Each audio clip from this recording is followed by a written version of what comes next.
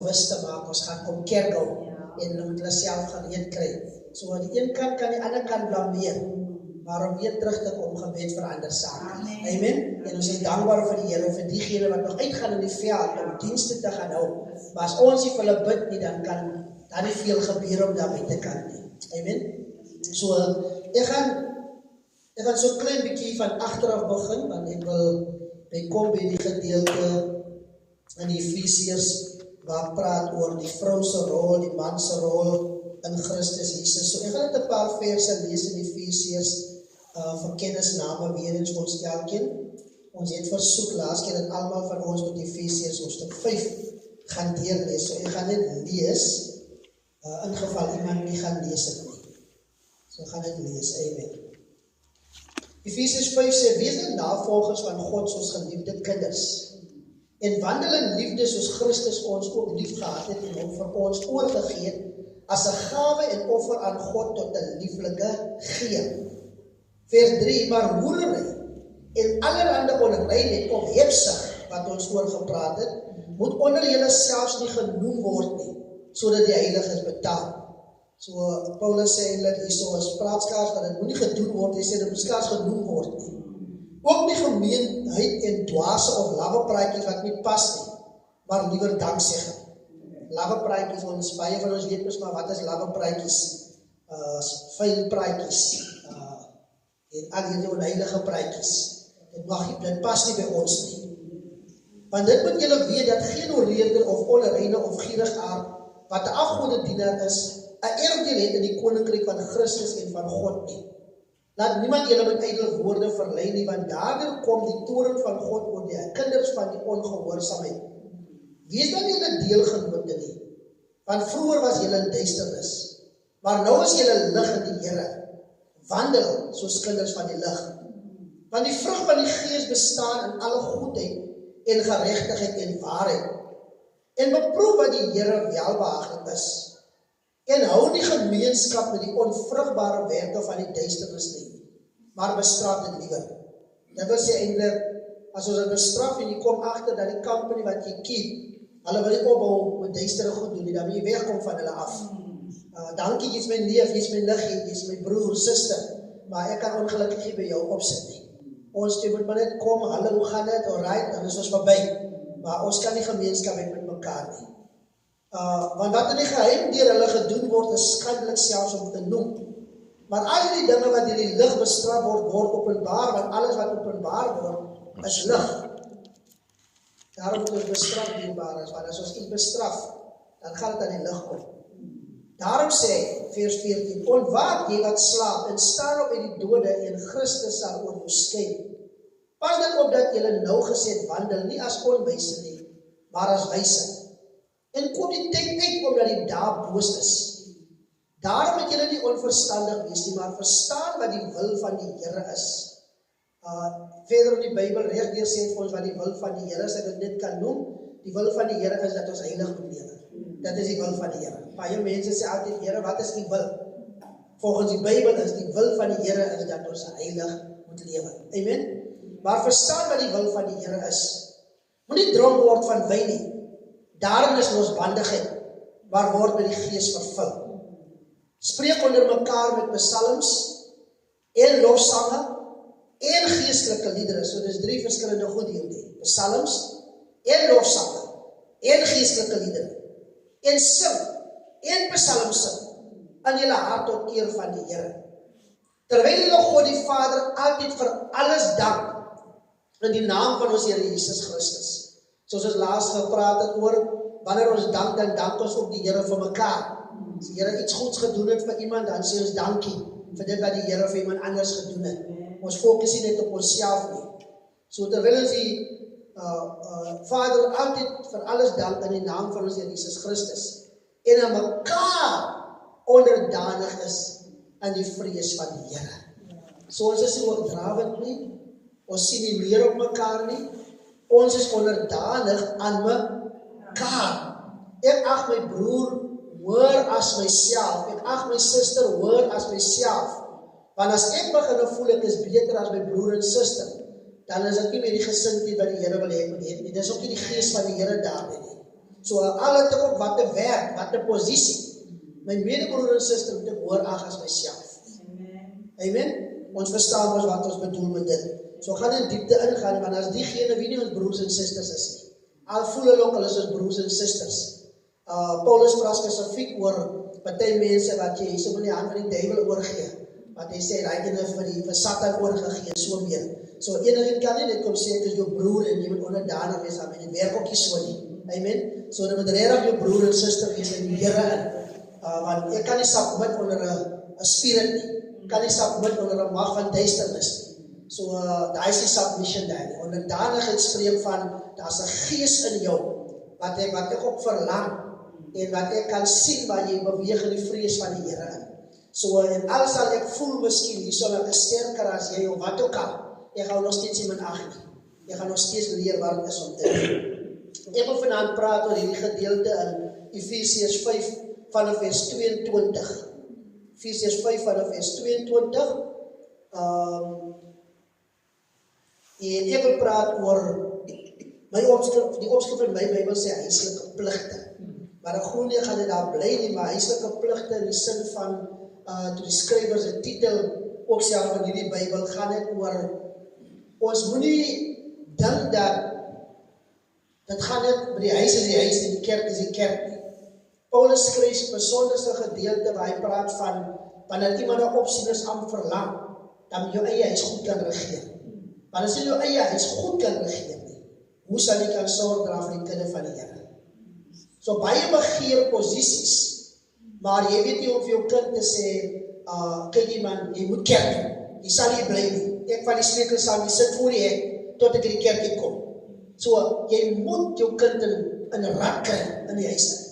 Jy moet jou vrou in rad kry, jou man in rad kry, wat ook al afhangende van jou leierskap posisie.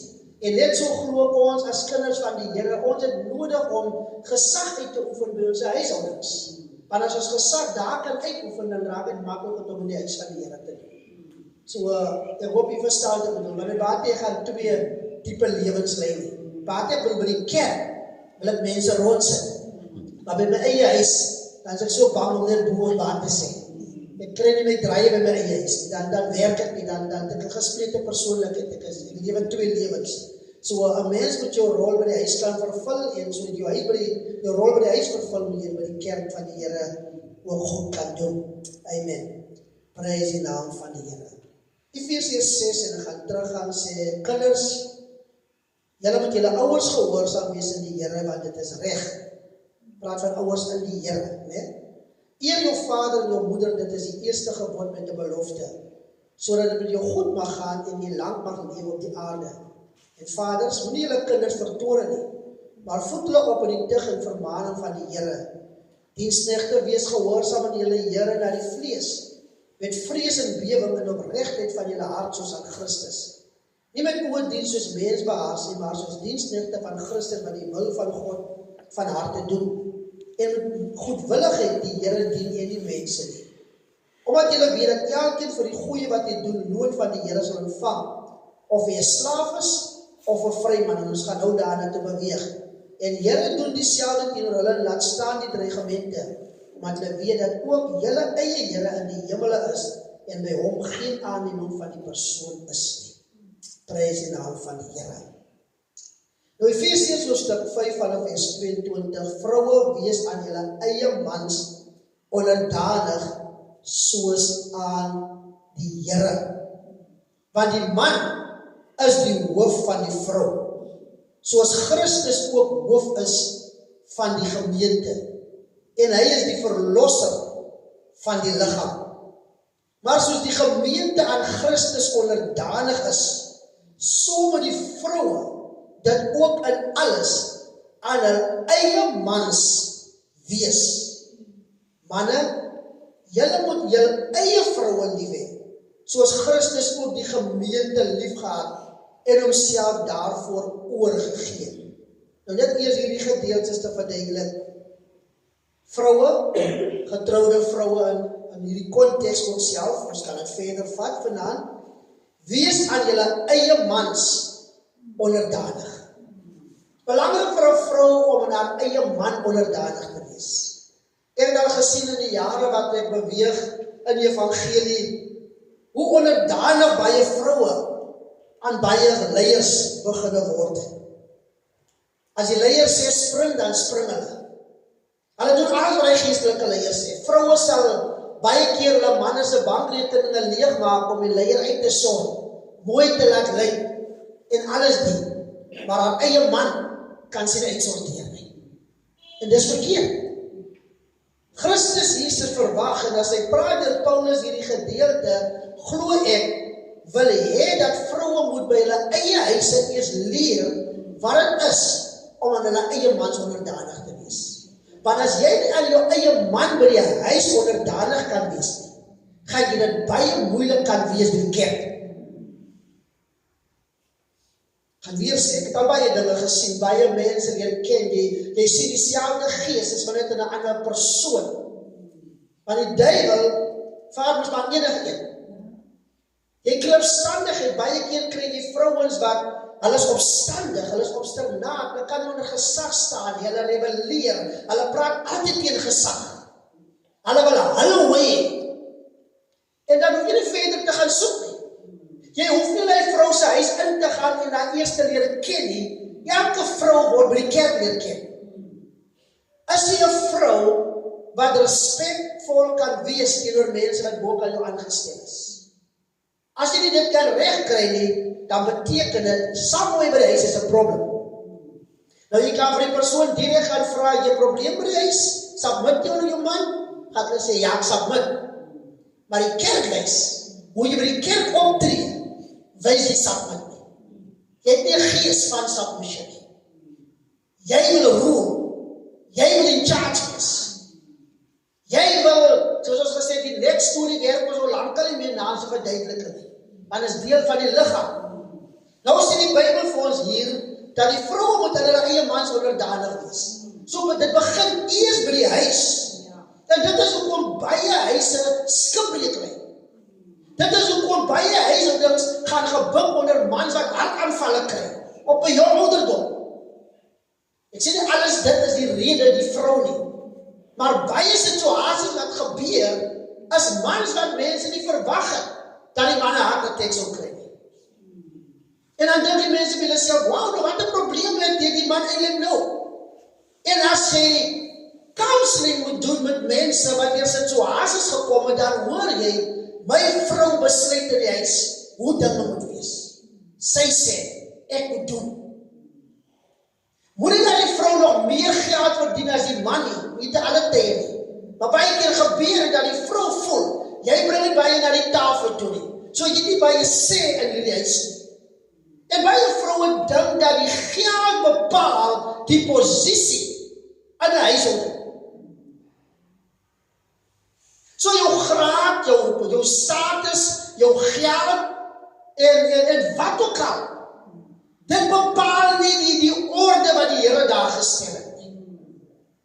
Al verdien die man ook 10 keer minder as jy, die feit dat die vrou getrou het saam met die man, sê dat sy het iemand gesoek, want die Bybel noem spesifiek dat die vrou se begeerte en verlange sal wees na die man toe. Dit was die straf wat sy gekry het. Maar dit gaan nog baie dieper as daai, ek noem nou net in hierdie konteks. Wat beteken die vrou kan nie nou 'n ander rol wil vervul nie. Sy is veronderstel die oomblik toe sy getrou het, om te weet God se orde is dat die vrou moet aan haar eie man onderdanig wees. Waar die vrou sit te show op in die kerk en wil nou dien en pastoor se stoel afvee en goede aandra en alles dien. Maar by die huis kan die vrou dit doen nie. Vinnig wees miskien om koffie te maak of wat ook al die geval mag wees en regtig te dien. So iewers is 'n probleem.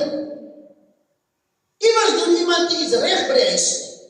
En dit moet reggestel word, want soos dit by die huis is, die goeie dade natuurlik, so moet dit by die kerk wees. So onderdanig, want die man is die hoof van die vrou, nie andersom nie. Die vrou is nie die hoof nie. Ons het gesê dat Christus Jesus is hoof van die kerk. Hy is die hoof van die liggaam, en ons is die lede. Een is die hand, een is die voet, een is die been, een is die oog. Ons is die lede van Christus Jesus. Daarom kan die liggaam nie besluit, hy doen dit enigiets, want alles kom van die hoof af. Ewen as ek my hand oplig, alles gebeur van bo af. Dis hoekom as mense brein dood verklaar word, ek is so diep in die medisine, maar dan aanvaar ek maar, dat brein dood mense kan mens eintlik iets doen nie. So alles kom van bo af. Nou Christus Jesus, omdat hy mag en krag het oor alles en oor allemaal, en hy is die hoof, en ek kan leer om onderdanig aan hom te wees, en net te doen wat hy sê, dan behoort om ons recht te gaan. Maar as ek rebelleer teenoor die hoof van die kerk, deur my dade en my gesindheid, want baie keer dink mense hulle rebelleer teen die leierskap, of teen die mense, die gesag in die kerk. Maar eindelijk wanneer mense in die kerk veglustig is en rebelleer en tekere gaan, dan beklei hulle eindelijk die orde wat God daar gestel het, waarvan Christus Jesus die hoof is van sy lichaam. Want die Here wil nie hê dat die lichaam gekastei moet word nie. Die Here wil nie hê dat die lichaam moet seer kry nie. Hy soek jy dit nie. Daarom moet 'n mens kan leer om onderdanig te wees in die huis van die Here, omdat onderdanigheid is onderdanigheid aan Christus Jesus. Want baie keer dink mense, ek moet eers onderdanig wees aan die pastoor. Dis die probleem, want as die pastoor met 'n hart vermaan, dan voel ek ruk my op. Hoe dat die suster in die huis van die Here voel, maar sustertjie, jou rokkie is 'n bietjie te kort, wil jy asseblief toch maar kyk na die tipe rokkietjie wat jy aantrek, wat jy laat struikel die broers, dan voel jy eens sommer, maar niemand sê vir my nie. Attitude. Want by die huis sê niemand vir jou nie. Nou voel jy by die kerk moet niemand ook vir jou sê nie. Dit werk nie so nie. As by die huis net dinge doen soos jy wil, en jy ken die onderdanigheid en respect nie, by die kerk het ons nie so gewoonte nie, sê Paulus. In die huis van die Here het ons die gewoonte nie. Hier leer ons jou. As jy instap by die deur, dan leer ons jou. Suster, jou rok is te kort. Jy kan ook nie die voorste gestoeltes kom sit nie. Jammer nog vir dit, ons moet nou 'n doekietjie aan binnekant kry, sit daar heel agter en hou die doekie oor jou skoot. So ons leer jou. Ons gaan nie wegjaag en sê, gaan huis toe, suster, want jy het vandag verkeerd aangetrek nie. Miskien het jy nie geweet nie. Miskien het niemand jou nog gesê nie. So nou sê iemand dit vir jou. So nou kan jy nie jou opruk nie. Dit was my geld. Dit is my klere. Wie is die mens om vir my te sê? Dit werk in die kerk van die Here so nie. Dit kan by jou huis so wees. Want jy bring die swak gedeelte wat by die huis gebeur, kerk toe nie. Jy bring die goeie gedeelte. Bring die kerk toe om hier die liggaam van die Here te help opbou. Soos ons gesê het die laaste keer, om groei te bevorder. Nie om af te breek nie. Want as almal moet kom in die gewoontes van die huis, die slegte gewoontes, wat gaan van die liggaam van Christus word? So ons gaan die hoof te leer stel. Hy is die hoof van sy kerk, en hy is 'n ordelike een. En die orde, alles waarvan Paulus praat, Paulus sê, as van hy praat, dan sê, ek het van die Here ontvang. Paulus sal in sy geskrewe is, hier so in die Bybel, sal hy noem, want hy sê nie die Heilige Gees, maar ek Paulus. Daar is ons gedeelte wat hy dit sê. Dan sê, as ek Paulus wat doen, was nie die Heilige Gees, ek Paulus voel so. Maar Paulus praat oor, hy sê, ek het openbaringe van die Here gekry. En hy sê op die partye sê, ek lieg nie. Jy kan gaan toets op wat ek sê. En as jy een gees is, een stemmigheid is, en jy is gehoorsaam aan die Here wie jou hoof is, sal jy weet, sê Paulus, dat die bevele wat ek gee, kom van die Here af. Nou mense wat beklei teen gesag, autoriteit bokant hulle is mense wat nie kan onderskei wat van die Here af is en wat nie van die Here af is nie. En dis kom baie nie groei nie.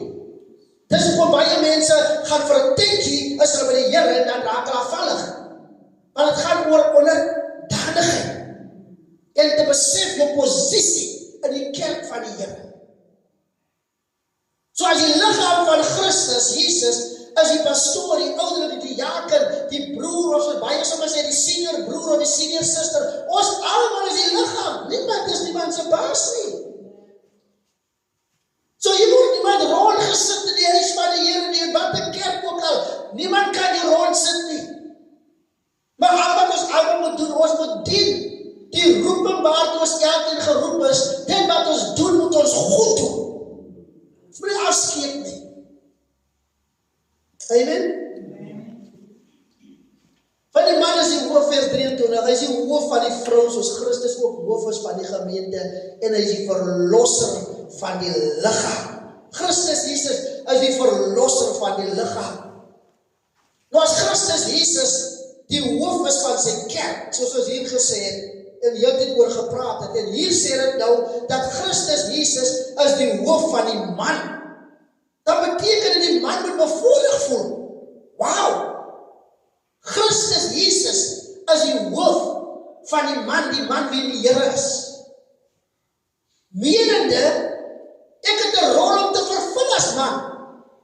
Hoekom lyk baie kerke soms of hulle nie beweeg nie? Asof dinge nie gaan in die rigting waar het moet gaan nie. Want die mans lewe nie die gesag uit wat hulle gegee is om te weet dat Christus Jesus is my hoof nie. Beweeg nou verby van die liggaam, die kerk, ons mans en vroue. So as Christus Jesus, en ons gaan weer na die getroude toe, net vir hierdie oomblik, as Christus Jesus dan die hoof is, kom ons sê, van die getroude man, en hier is die vrou, en Christus Jesus die woord sê, dat die man is nou die hoof van die vrou, dan beteken dit hierdie man moet 'n voorbeeld stel vir sy vrou. En hoe gaan hy 'n voorbeeld kan stel? Wanneer hy in verhouding met die Here is. Nou wat maak baie keer dat die werk van die Here verswak word? Want die man dink hy moet alles doen wat die vrou sê. Die man dink hy moet alles doen wat die vrou sê. Vrou voor, miskien kom maar voorbeeld, die vrou nou daar by die huis, want net sit daar by lazy boy hele dag, en die vrou doen nou niks nie, of wat ook al die geval mag wees, alle vroue doen nie niks nie, as vrou wat heel dag nie besig is by die huis, dan voel die man relax, ek op my hand. Maar die vrou sê nooit die man sit by die Bybel nie. Die vrou hoor nooit haar man bid nie. So wat leer sy van die man? Sy leer in hierdie huis, sit ons rond. In hierdie huis kyk ons sport. In hierdie huis kyk ons sepies. Want wat die man doen, wat by die Here is, gaan die vrou ook later doen. Dis hoekom 'n mens kry baie kere dat baie vroue veragter in die godheid, want die man lead nie by example by die huis. Die man is die hoof van die vrou. Maar hoe kan jy hoof is van die vrou, as jy die verhouding het met jou hoof, wie Christus Jesus is?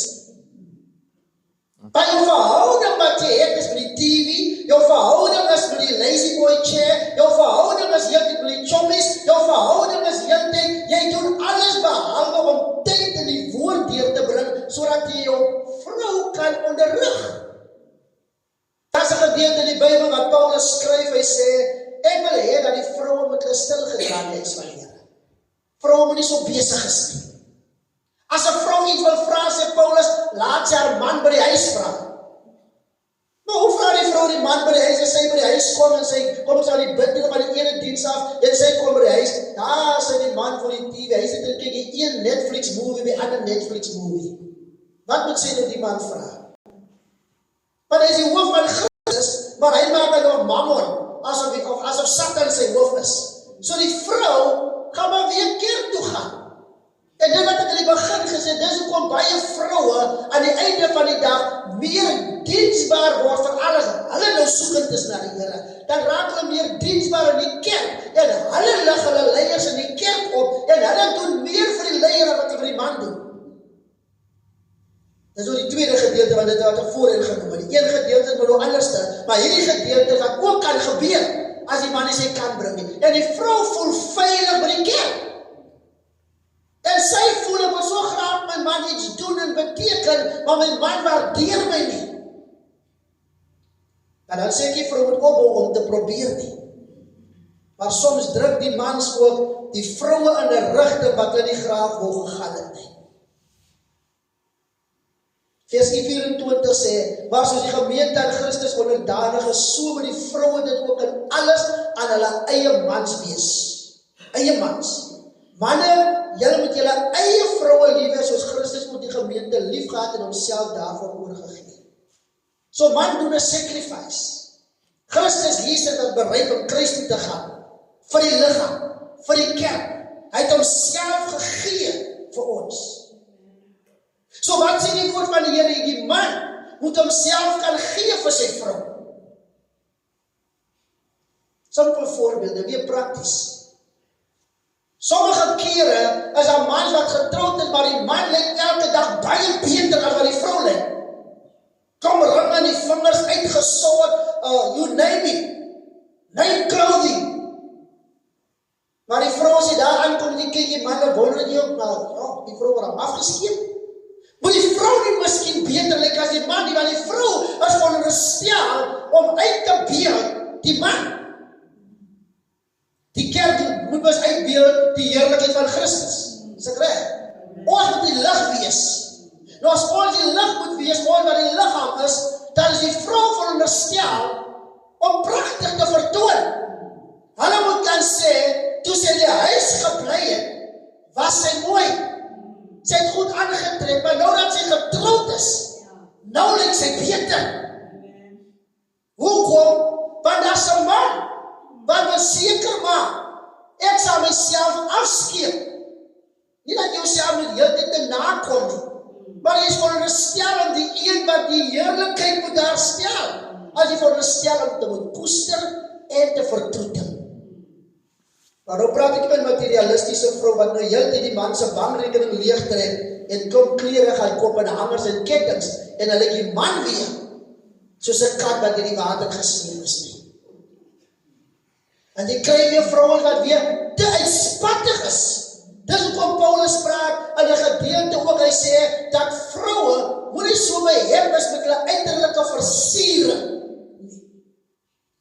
Die kerk het sommer destyd het gechange en gesê vroue nie hangertjies dra en goed is nie. Maar hy was jare terug. Maar toe hulle die lig sien in die skrif verstaan, die change hulle weer. Wat Paulus eintlik maar net sê is, 'n vrou wat godsvrugtig lewe en wat verhouding met die Here is, moenie so baie maak van materialistiese goed nie. Jy moet nog steeds mooi maak, maar moenie overboord gaan nie. Want baie mans kry swaar. Want die vrou weet sy kan nie nou 'n outfit begin koop nie, maar sy wil compete saam met die ander vrou.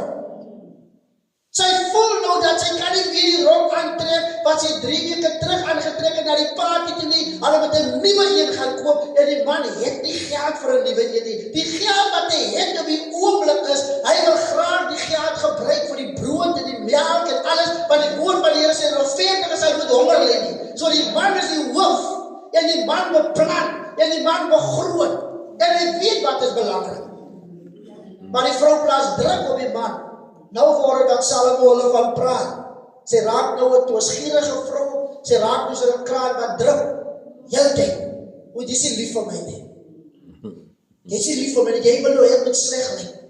Ek wil nog gaan na die party toe. En die vrou gaan so te kere op 'n manier dat die man later moet ingee. En as die party verby is en almal is happy en jolly, nou dan die geld in die huis nie. Dan vergeet die vrou dat sy hierdie man onder druk geplaas het. En dan skielik laat die geld en hy sê, waar stry hulle nou? Oor geld. Nou begin konflik.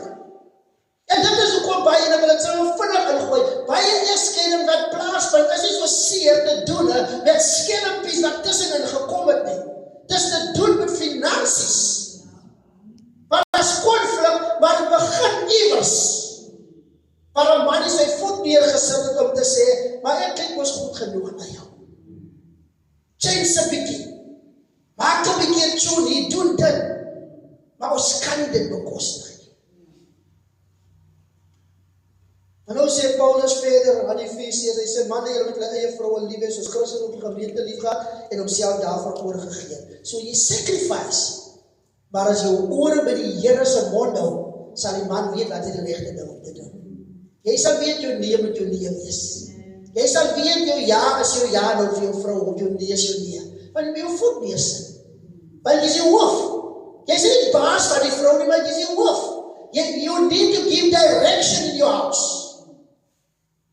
Christus Jesus het vir die kerk, sy liggaam, rigting kom gee. Hier is die weg wat ons moet volg. So die man moet rigting kan gee, die man moet die visionary wees in sy kerk, in sy huis. As die man die rigting kan gee nie, dan gaan hy ten gronde, want die vrou gaan later voel, kom ek gee maar rigting, want jy kan nie rigting gee nie. En dan baie huishoudings kan dit werk, maar sommige huishoudings werk dit net nie. Want die man moet kan leiding gee. En jy is die hoof. En dan skryf hy net verder, gedeeltes, vers 8 sê, so behoort die man sy eie vroue lief te hê, soos sy eie liggame, wie sy eie vrou lief het homself lief.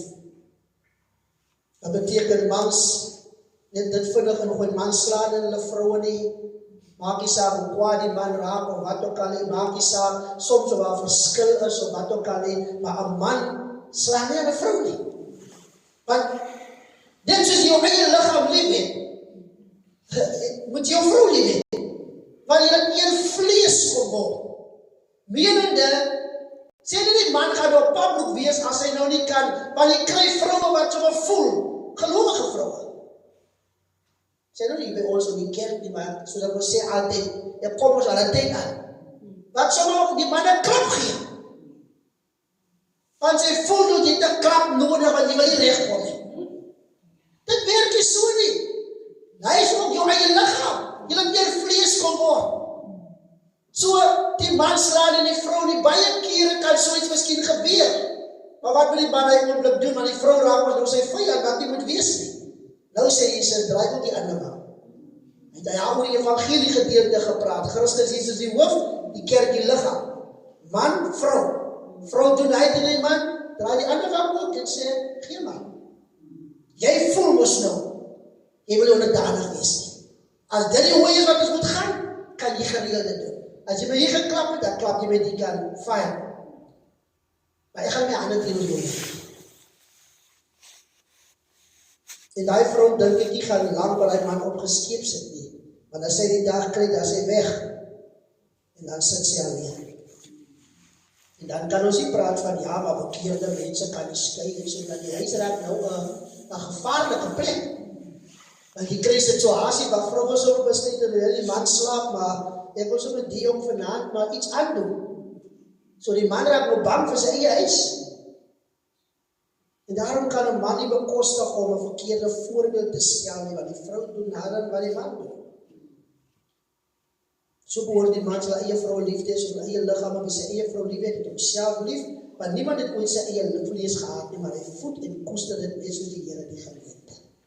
Voed en koester. Kyk na jou vrou, as man, voed en koester as jou eie vrou. Nie dit wat die alle daar buiten kan doen, die vrou word nie besig gehou, maar die man is daar buiten kan toch besig om ander mense te entertain. Dan praat ons van mans by die Here. Jy voed en koester halfway. Jy kan beter doen, maar jou budget gaan vir die sondige wêreld daar buiten, want jy voed en koester ook ander. Jy moet jou eie vrou voed en koester. Jou eie vrou mooi aantrek. Jou eie vrou uitsorteer. Kyk dat het goed gaan met jou eie vrou. Kan jy nog sorg dra vir ander vrouens nie. Ja, maar wat van mamie julle en al die goeders? Jy sê nie, hy sê, die Bybel sê, die man sal sy vrou aankleef. Los van mamie, jy kan nie tweede vrou het nie. As die budget so is, dan koop jy vir jou vrou die beste. As jy nie van mamie het nie, dan moet jy sê, mamie weet mamie, ek het nie, want ek moes vir my vrou die ding uitsorteer. Maar volgende keer. Maar jou vrou kom eerste. Alle andere kom daarna. Christus Jesus het opgeoffer vir ons as kerk. Ons kom eerste by. So die vrou kom eerste na huis vir die man. Hy moet sy vrou voed, hy moet sy vrou koester. Geen ander vrou nie. As daar iets oor is, En as daar goed beplan is in die huis tussen die twee, kan hulle ooreenkom, kan vir mami ook iets gee. Maar jy wil ook nie so lewe, inhalig lewe net vir julle self nie. Maar alles begin eers by die huis.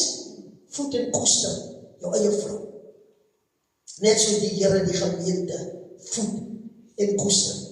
Want ons is lede van sy liggaam, van sy vlees en van sy bene. Daarom moet die man sy vader en sy moeder verlaat en sy vrou aankleef. Hoeveel manne doen nie dit nie? Hulle is in die huis uit. Maar kyk eers hulle die werk het gekom het.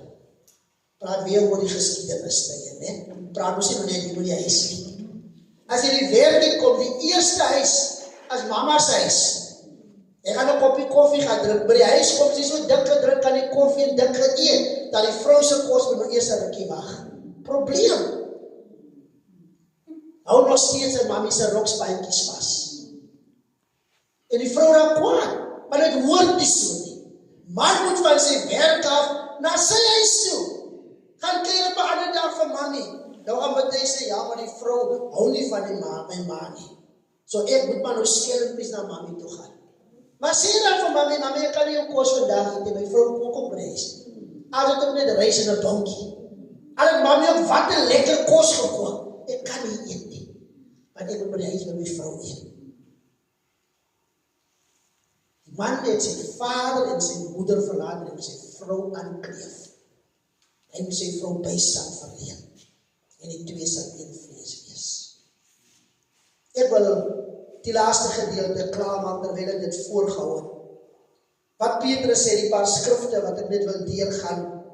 Wanneer hy self praat oor die man en die vrou, maar hy sê in die kerk van die Here, hoe dat die vrou ook moet optree en dat die vrou stil moet wees en haar man by die huis moet vra en al die tipe van goed, dan lyk dit soms contradicting, want as die vrou moet stil is, die vrou moet in die kerk onderdanig wees en sy moet net stil wees en niks doen nie as ons dit so lees. Wat gaan by die kerk raak? Want net soos baie mans in hulle huise nie op hulle plek is om rigting en leiding te gee nie en regtig hoofskap in te neem. Net so die kerk van die Here Christus Jesus neem hoofskap in. Maar nou wat ons die liggaam is, wat sê die woord van die Here vir ons wat ons gedoen het in Galasiërs? Nou is daar nie meer Jood of Griek nie. Daar is nie meer slaaf of vryman nie. Daar is nie meer man of vrou nie. Ons almal het in Christus een kom word. Wat beteken Christus Jesus wie die bruidegom is en ons wie die bruid is, wie die liggaam is. Ons het nou 'n rol om te vervul.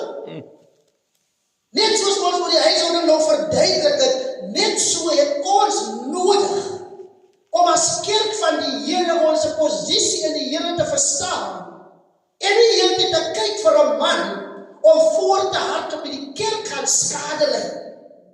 As 'n man nie sy plek kan inneem in die huis van die Here nie, dan sal 'n vrou dit doen, want daar is nie 'n man of vrou nie.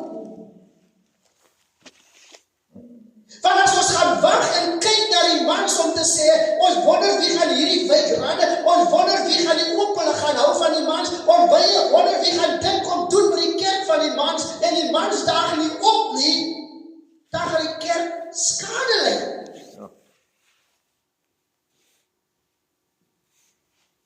Deborah het gesing, sy sê, toe daar mans, en dis voor die kruis. Toe daar mans ontbreek in Israel, het ek Deborah. En haar man was 'n hooggeplaaste, hy was 'n gesalfde in die Here. Maar hy het sy rol gehad wat hy moes vervul. Maar Deborah het nie nou net agter die man soos 'n skoon hondjie aangehardloop. Hoe sê my man, wat ek kan, hoe nou, wat nou? Nee. Sy het 'n verhouding met die Here op haar eie gehad. En sy het 'n rol vervul. En sy die volk begin rig. En haar man het nie minderwaardig gevoel nie, want hy het 'n dinamiese rol vervul op daai oomblik ook. Baie kere voel mans minderwaardig in die huis van die Here, maar as jy op hulle plek nie. As jy op jou plek is nie, dan kan jy nie klaar as 'n vrou verby jou hardloop en 'n rol vervul wat 'n man dink vervul moes word nie, want in Christus Jesus is daar nie meer man of vrou nie. Of kom ons sê liewer die woord man en vrou nie. Want Galasiërs 3:28 sê, daar is nie meer Jood of Griek nie, daar is nie slaaf of vryman nie, en daar is nie meer man en vrou nie. Dis 'n verskil mos onthou. Jood en Griek is twee verskillende goed. Maar hier wanneer Paulus praat van daar is nie meer man en vrou nie, dan sê eintlik in Christus Jesus het ons een kom word. So wat die man doen, kan die vrou ook doen. Ons preek mos die evangelie van sê dat die vrou mag nie hier agter die preekstoel kom staan nie. Maar wanneer 'n vrou wel die geleentheid kry, dan beteken dit sy moet bekwaam wees om daar te staan. Sy kan nie kanse kom vat nie. Want sy moet besef, as ek skielik die geleentheid kry, dan moet ek in die huis van die Here besef, Christus Jesus is my hoof, en ek is onder gesag van leierskap in die kerk in. So wat ek doen, moet ek reg doen. En as ek ervaar, maar ek is nie reg nie, dan moet ek sê, weet julle, ek is nog nie by vlak om 'n woord te bedien, ek sal bemoedig. Maar ek moet dit kan sê.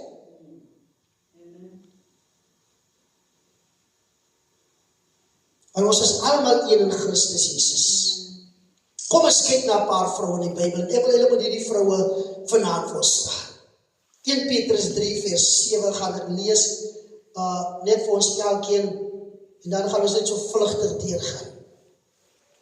Vroue wat 'n rol vervul.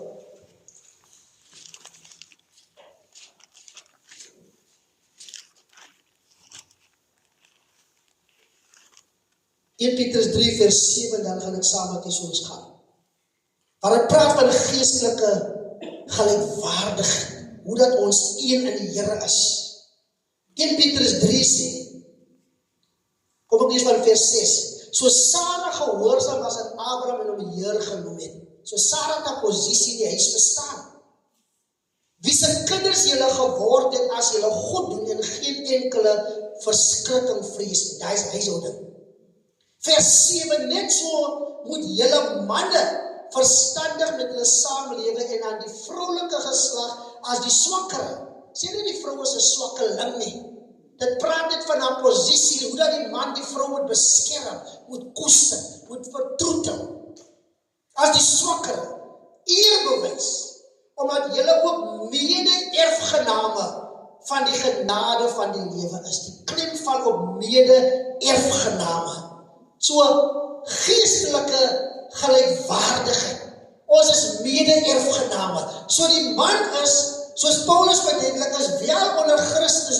Christus is sy hoof van die man, die hoof van die vrou. Maar in die Here Jesus Christus het ons een kom word. Ons is mede-erfgename. Wat is 'n mede-erfgename? Ons kry gelyk. Mede-erfgename van die genade van die lewe is, sodat julle gebede nie verhinder mag word nie. So mans moet in die pad van die vroue staan eintlik nie. Mans moet kyk, ook dat hulle kyk, hoe kyk hulle na die swakkere geslag. So mans moet ook nie die vrou minag nie, of verag nie. So gaan nie in diepte ingaan oor die gebede wat verhinder mag word nie. So vroue kan die evangelie boodskap uitdra. Vroue kan evangeliseer. Vroue kan leierskap neem. Want as vroue heeltyd gaan kyk en niks doen nie, dan kan hulle nie groei in God se kerk plaasvind. Maar ons almal moet arbei.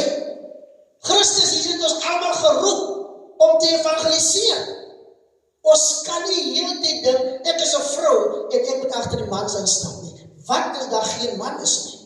Wat is daar mans is wat nie hulle rol wil vervul nie? Kom ons gaan kyk na hierdie vroue. En Paulus skryf spesifiek aan die Efesiërs, as ons weer terug kan gaan na hom toe. Maar hy skryf omdat in daai tyd was die Romeine mos baie dominant gewees. En die Romeine het 'n kultuur gehad waar hulle nie baie van die vroue gedink het nie. So hulle het baie neergesien. Hulle het gevoel, ek is 'n man, jy's 'n vrou, onderdanig en that's it. Maar Paulus hulle kom verkondig die evangelie in daai tyd, en dit is hoekom hulle was regtig movers en shakers. Hulle het nie rol gegaan en beklei met die governments nie. Hulle het gegaan huis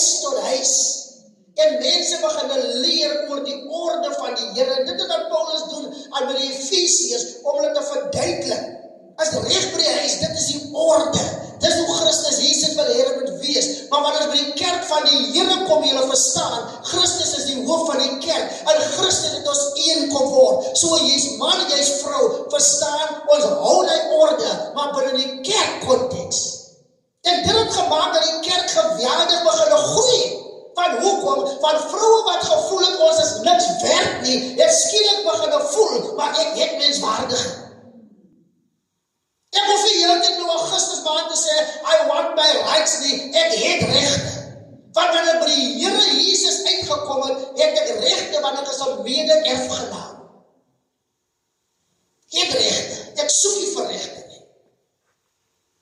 So Paulus, hulle evangeliseer, en hierdie vroue, wat die evangelie boodskap begin aanhoor, hulle raak dinamies. Kom ons gaan kyk na 'n paar van hulle. Priscilla en haar man Aquila was tentmakers, net soos Paulus byvoorbeeld. Handelinge 18 kan u gaan kyk. Handelinge hoofstuk 18 praat van hierdie mense. En dan gaan lees van 'n versie, ek wil eintlik versie 24, 26 lees, maar kom ons gaan kyk Handelinge 18, versie 1. En daarna Paulus het Athene vertrek en in Korinthe gekom. En het 'n Jood gevind met die naam van Aquila, afkomstig uit Pontus, wat onlangs met sy vrou Priscilla van Italië gekom het, omdat Claudius beveel het dat al die Jode uit Rome moes betrek, na hulle toe het hy gegaan. En omdat hy van dieselfde ambag was, hy was ook 'n tentmaker as Paulus, het hy by hulle gebly en gewerk, want hulle was tentmakers van ambag.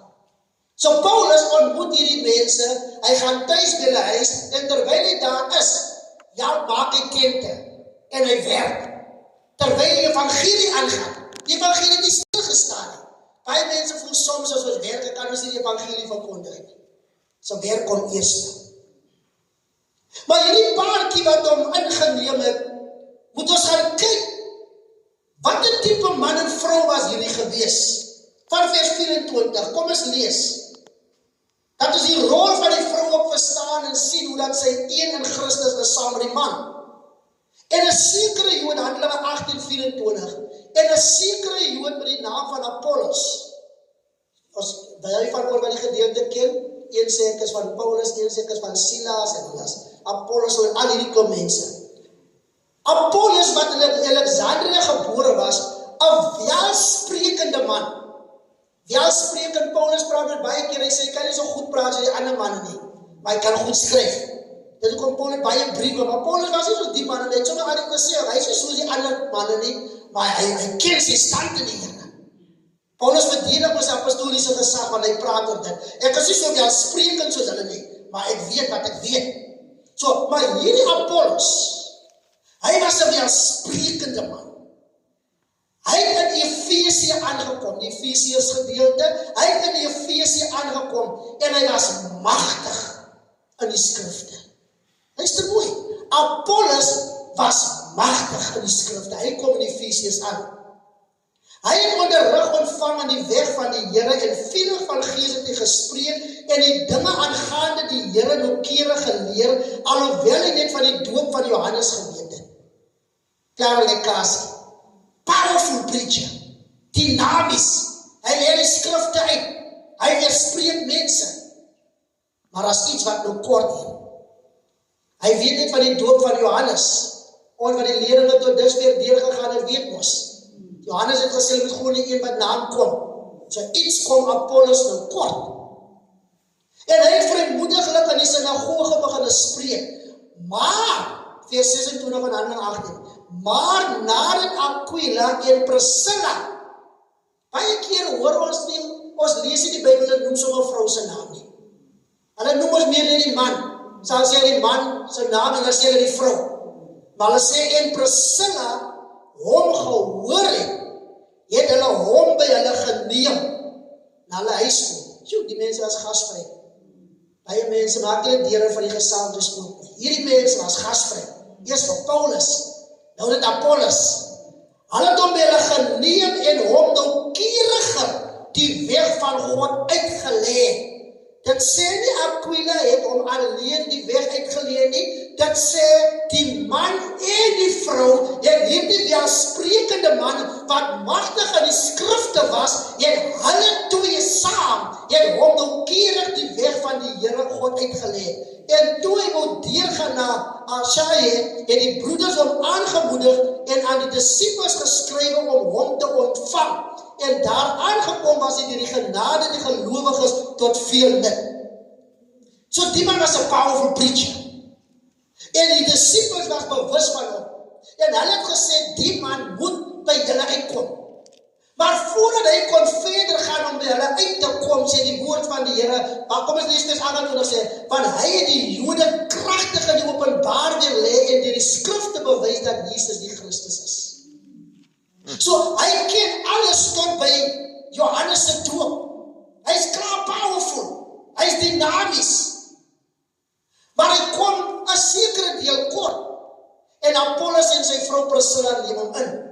En as hy tyd om die Turkse stukke saam met hom te kyk en te eet en te keer te gaan en te lag oor hierdie mense en te al die goed nie. There's no time for entertainment. Hulle het gehoor hoe hierdie man preek. Hulle het dieper geluister as die persoon wat op melk lewe. En toe hulle in hulle huis vat, het hom gevat met 'n bedoeling. Ons gaan nie nou sit en domino speel nie. Ons moet hierdie man die dieper saak gee. Hulle gee hom die dieper saak en daarna toe raak hy van veel nut vir die Jode, omdat hy die Jode ook kragtig in openbaar weer lê en die skrifte bewys dat Jesus die Christus is. So wat Priscilla en Apollos nie kon doen, die kom en bring Priscilla, die vrou. Wat die vrou miskien nie kon gaan doen, om die Jode te weer lê in die openbaar nie, het Apollos het gedoen. Maar Apollos moes Priscilla se weg verbykom, om so powerful te kon word. So hoe kan die vroue sê, ek wil maar net leer, ek wil maar net stil wees. Die Bybel sê, die vrou moet net stil wees in die huis van die Here. Sy moet nie so baie vra nie, sy moet 'n man by die huis vra. As God jou geroep het, en jy te bediening, en jy iets om te gee vir God se volk, dan moet jou mond begin oopmaak, jy kan nie sit op jou gawe, en sien hoe die werk van die Here vergaan, en jy dink jy net daar, om vensters te was, die toilet skoon te maak, en jy moet maar net sê, lees weg broer, en jy sien dat die broer het die diepte nie. As die broer die diepte het, dan moet die broer sit, maar in Christus het ons een kom word. Hy was wel sprekend, maar hy was deur 'n vrou en haar man onderrig. Romeine 16. Kom ons gaan kyk na hierdie diaken. Baie kere sê mense, 'n vrou kan nie nog 'n diaken op wees en goeders nie. Ons maar vir die manne 'n kans gee. Die manne moet 'n kans kry. Ons vroue, ons sal die ander goed te doen. So ons het nog nie een in Christus kom word nie. So Suid-Afrika sukkel jare. Ons sê ons is een land, maar ons is nie een nie. So verdeel soos kan kom. So sê as apartheid verby is, dat ons een land, rainbow nation. Maar ons kom nie tot eenheid nie. Phoebe, Romeine 16. Ja, maar ek het nog gesê 6. Romeine 16. Kom ek lees dit vir hierdie. Romeine 16 is my so interessant. Ek beveel by julle aan. Hoor wat skryf Paulus, hy sê, ek beveel by julle aan, ons suster Phoebe, wat 'n dienares is van die gemeente in Kenkrea. So Paulus sê vir hulle, julle soek 'n spreker. Julle wil iemand hê wat 'n bietjie die saak vir julle kan uitlê. Ek beveel. Nou Paulus was nie sommer so oulik. As Paulus sê ek beveel aan. Ek glo die Romeinse volke hier, ek het ander oor na hierdie dame gekyk. As Paulus daar aanbeveel, dan moet daar iets wees in haar. Hy sê, ek beveel julle aan, ons gaan nou kom by die anders en so weer, maar ek wil het maar in die volgorde doen, jammer. Ek beveel julle aan, ons suster Phoebe, wat 'n dienares is van die gemeente in Kenkrea, dat julle haar ontvang in die Here, sodat die heiliges betaal, en haar bystaan in elke saak waarin sy julle nodig mag hê. So hierdie vrou gaan nie net kom en kos sit nie.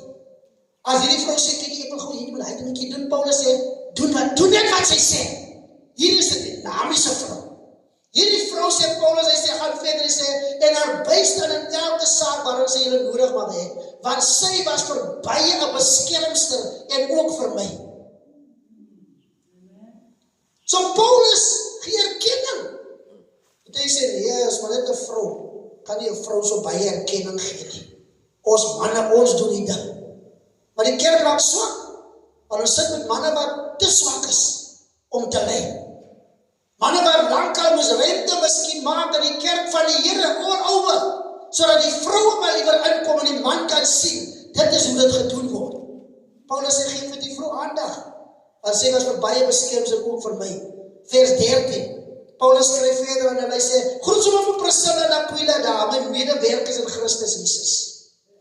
So die mense name word al overgenoem, is nie net hier in een Bybelboekie, as reg deur Handelinge, Korintiërs en oral kan ons gaan kyk hoe baie keer mense se name herhaalde kere genoem word. Dit is maar net verskillende Bybelboeke. Hy sê hulle is medewerkers in Christus Jesus. Paulus kon ons nog gesê, groet vir Priscilla en Aquila wie my medewerker in Christus is. Want Priscilla sy doen, maak die kos by die huis. Priscilla moet sorg dat as Aquila by die huis kom, dan moet daar kos wees om te eet. Priscilla kan nie kerk toe kom op 'n Sondagoggend as albei laat wakker geskrik het nie, want Priscilla moet kos maak. As ek in die kerk nie kom te kom eet, want ek is die man in die huis en ek kan nie honger ly nie. Vrou by die huis bly. Werk jy so nie, hulle is medewerkers. 'n getroude paartjie wat by die Here uitgekom het, moet saam kan werk. Hulle is medewerkers. Iewers is 'n probleem as hulle nie kan saam werk nie. Want dit beteken dat iemand is ongehoorsaam aan die groot opdrag, Matteus 28 vers 19. Want ons is medewerkers. Paulus gee vir hulle, hy gaan verder, hy sê, groet ook die gemeente by hulle aan huis, vers 5. Groet ook die gemeente by hulle aan huis. Priscilla en Aquila was leaders in die huis. Amper noem ek nou iets oor my vrou wat nie op die kerkraad mag gedien het nie. So kom ek nou nie daai ene nie.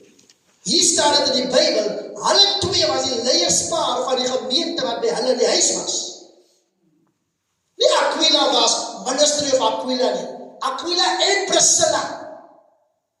Van die pastoor wat getroud is, kan nie ministry doen sonder sy vrou nie, want in Christus Jesus is ons een. Goed die gemeente. Ek kon vir jy klomp mense wat die gegroet word, maar ek wil vir jy lees die klomp vroue, miskien het jy dit al raak gelees, maar kom ek lees dit weer vir jy. Groet ook die gemeente, Romeine 16:5, by hulle aan huis, groet Epaenetus, my geliefde, wat die eersteling van Asaja is vir Christus. Vers 6, groet Maria, wat baie vir ons gearbeid het. Dis aan Maria, groet haar, sy het baie gearbeid vir ons. Nog het sy seker kos gemaak. Ek dink Paulus was van baie kos lewe. Paulus is evangelie gedrewe. Nou gaan hy verder, daar is nog mense wat hulle groet, maar kom ons gaan kyk vers 12. Groet Trifina en Trifosa, vrou wat in die Here arbeid. Groet Persis, die geliefde vrou, wat baie in die Here gearbeid het. So dis vroue wat diensbaar is en werk vir die Here, hulle kyk nie na die mans nie, hulle is movers en shakers. Hy gaan verder, groet Rufus, die uitverkorene in die Here, vers 13, maar hy gaan verder, en groet ook sy moeder, en myne. Die mamas was aan die brand, groet vir Rufus. Rufus hardop vir die evangelie, maar groet ook sy ma. Want sy ywer vir die Here, sy het nie gaan stil sit nie. Vers 15, groet Philologus en Julia, en Nereus en sy suster. Groet vir Julia en groet ook hierdie ander ons suster. Die gemeente is 'n groot gemeente met 'n klomp vroue, maar dis vroue wat nie stil sit nie, dis vroue wat arbei, en die kerk groei, geen wonder die Handelinge kerk het so gegroei nie, want al die vroue was actief besig. Wat doen Netflix en die goeders, hulle weet, as ons die vroue kan hou by die huis voor die TV, dan gaan die kerk van die Here passief raak, want die manne is besig met die werk, van Farao hulle besig, moet nie vir hulle strooi gee nie, dat hulle vir hulle strooi gaan haal, en as hulle strooi gaan haal, dan is hulle besig, en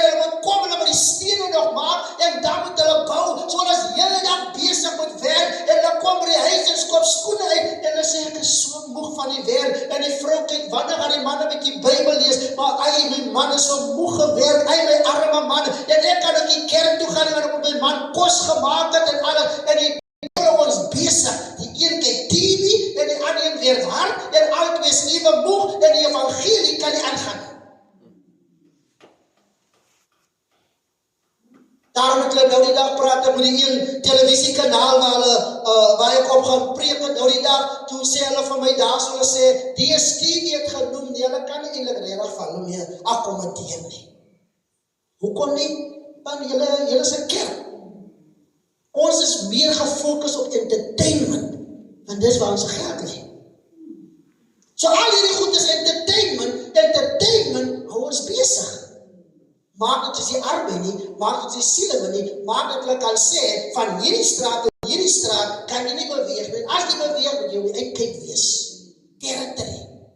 Ons kan nie territory kry nie, want ons is te besig. Hierdie mense arbeid. Groet vir Fibele, groet hulle. Die ander klomp vroue wat ek gelees het, Lydia, Handelinge 16, ook nog steeds. Ek wees om klaar te maak hiervan, is Handelinge hoofstuk 16. Ek wil ons vroue wil ek encourage, ons is een in Christus Jesus, maar glo ons mans terselfde tyd. Handelinge 16,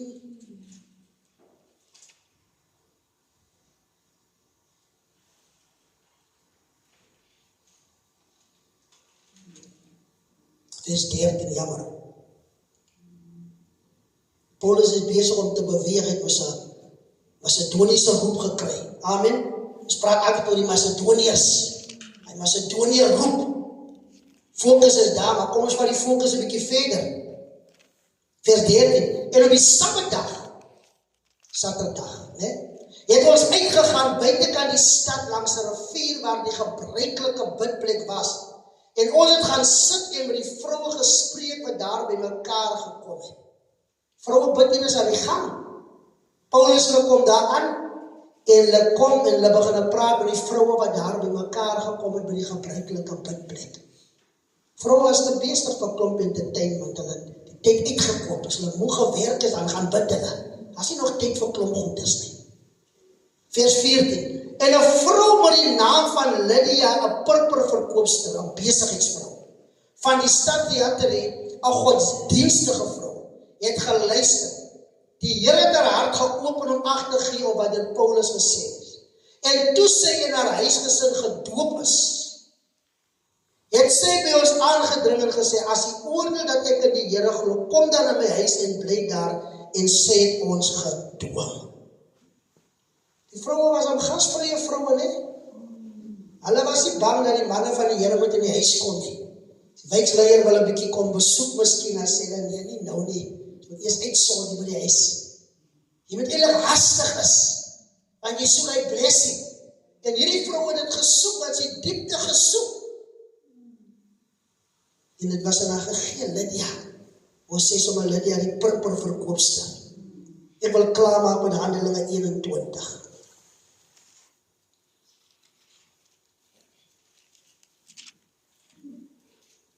Jy ontvang iets dierbaars. Handelinge 21, ek gaan lees van vers 8 af. En die volgende dag het ons die geselskap van Paulus vertrek en in Caesarea aangekom en ons het ons intrek geneem in die huis van Philippus, die evangelis, wat een van die 7 diakens was en by hom gebly. Maar ek wil nie noem oor Philippus, maar hy was nou 'n man. Ons gaan na die vrou toe.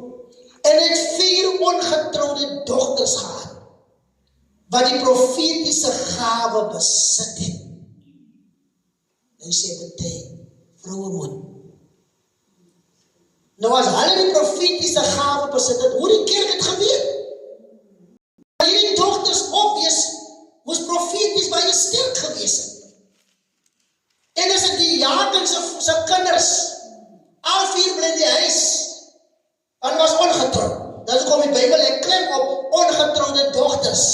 Weet nie jonkere regtig was nie, maar ongetrouwde dogters. In die huis van Philippus, ek weet nie of presies Philippus was nie, maar hy dogters gehad. was klaar sy ouderling nie. So hy moes al 'n tamelike ouderdom miskien gewees het om hierdie 4 dogters te gehad het, waar die profetiese gawe te gehad het. En hy was 'n diaken. Maar hulle sê hy was 'n evangelis. Nou sê Mattheus, die diakens ken evangelistes, die is of evangelis. Daar's posisies. Ouderling diaken. Maar die ouderling kan 'n apostel miskien wees, of die ouderling kan 'n diaken wees, maar ek bedoel dit praat nie. Ek wil sê, ongetroude dogters. Al 4 profetiese gawe. Hoe smaak die kerk na dit nie? Want ons se jong dogters in die kerk begin leer, as sommer by die jeug begin leer, ek hoef nie te wag tot eers in die jeug uit is, en nou sit by die bidder susters, nou eers gaan ek dinge begin doen vir die Here nie. Ek moet nou al my gawe kan beoefen, want die Here gebruik wie hy wil, wanneer hy wil. Gaan nie oor ouderdom nie.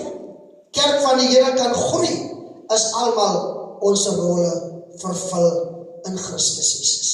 Ek wil volstaan met dit dierbares vanaand. En ek wil vanaand dit weer eens sê wat Paulus het op begin praat het. Die huis se orde. Die kerk se orde.